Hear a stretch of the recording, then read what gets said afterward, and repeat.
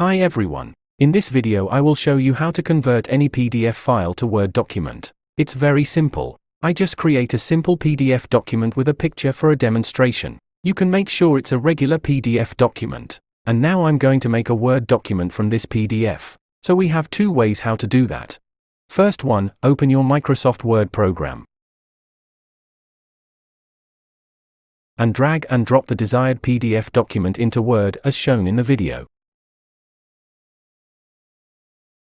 MS Word will automatically prompt you to convert it.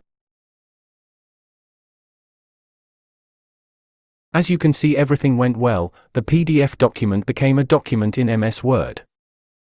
Sometimes this method does not work efficiently, or there are errors. In such case, we can use any online converter. I just Google PDF to Word and open the first site, upload our PDF, and click on the Convert to Word button.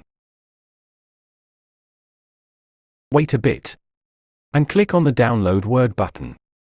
The output is a Word document.